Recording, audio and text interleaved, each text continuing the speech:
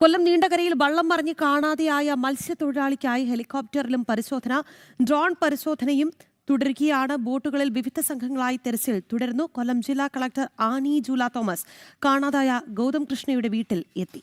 നാവികസേന തെരച്ചിലിനായി എത്തുമെന്ന് ബന്ധുക്കൾക്ക് കളക്ടർ ഉറപ്പ് നൽകിയിട്ടുണ്ട്. മനോജ് ചേരുകയാണ്. മനോജ്, നമ്മൾ ഇന്നലെ നീണ്ടകരയിൽ നിന്നുള്ള റിപ്പോർട്ട് നൽകിയപ്പോൾ അത് വലിയ ആശ്വാസത്തിന്റെ പ്രതീക്ഷയുടെ ഒരു റിപ്പോർട്ടായിരുന്നു അത്. പക്ഷേ ഇന്ന് അവിടെ നിൽക്കുമ്പോൾ വലിയ നിരാശയുടെ വിഷമത്തിന്റെ ഒക്കെയാണ് കഥ നമുക്ക് പറയാനുള്ളത്. ഇപ്പോൾ ഒരു മത്സ്യത്തൊഴിലാളിയെയാണ് കാണാതെയായിരിക്കുന്നത്. തിരച്ചിൽ എങ്ങനെ പുരോഗമിക്കുന്നു മനോജ്?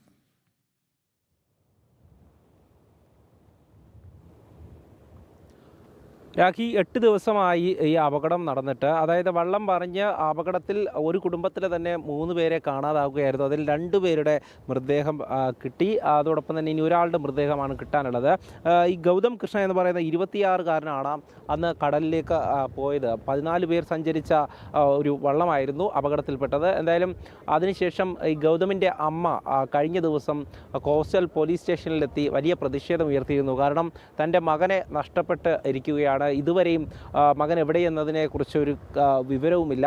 അതോടൊപ്പം തന്നെ ഈ രേഷ്മയുടെ അച്ഛനും ഭർത്താവും മരിച്ചിരിക്കുന്നു. അങ്ങനെ ഒരു കുടുംബത്തിലെ 3 പേരെയാണ് നഷ്ടമായത്. മകനെ തനിക്ക് തിരിച്ച് കണ്ടെത്തണം എന്ന ആവശ്യവുമായാണ് ഈ അമ്മ ഇന്നലെ കോസ്റ്റൽ പോലീസ് സ്റ്റേഷനിലെത്തിയത്. പിന്നീട് ഉദ്യോഗസ്ഥരുമായിട്ടൊക്കെ ചർച്ച ചെയ്ത ശേഷമാണ് ഇന്ന് വീണ്ടും തെരച്ചിൽ പുനരാരംഭിച്ചിരിക്കുന്നത്. കോസ്റ്റ് ഗാർഡിൻ്റെ ഒരു ഹെലികോപ്റ്ററും അതോടൊപ്പം തന്നെ ഡ്രോൺ പരിശോധനയും അതോടൊപ്പം ബോട്ടുകളിലൊക്കെ പരിശോധന തുടരുകയാണ്. ഈ ഭാഗത്ത്, അതായത് നീണ്ടകര പുലിമുട്ടിന് സമീപത്തായാണ് വള്ളം മറിഞ്ഞത്. ആ ഭാഗത്താണ് ഇപ്പോൾ ഈ തിരച്ചിൽ നടന്നുകൊണ്ടേയിരിക്കുന്നത്. അതോടൊപ്പം തന്നെ ഈ പുലിമുട്ടിൻ്റെ ഭാഗങ്ങളിലൊക്കെ ഡ്രോൺ പരിശോധനയും തുടരുകയാണ്.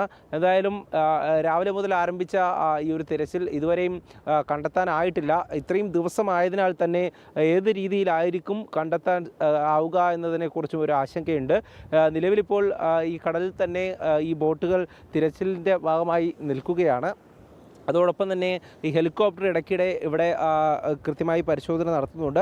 അതോടൊപ്പം ഈ ജില്ലാ കളക്ടർ ഇന്ന് രേഷ്മയുടെ വീട്ടിലേക്ക് എത്തുകയും രേഷ്മയ്ക്ക് ഉറപ്പ് നൽകുകയും ചെയ്തിട്ടുണ്ട്. നാവികസേന ഉൾപ്പെടെ ഈ തിരച്ചിലിൻ്റെ ഭാഗമാകുമെന്ന് ഉറപ്പ് നൽകിയിട്ടുണ്ട്.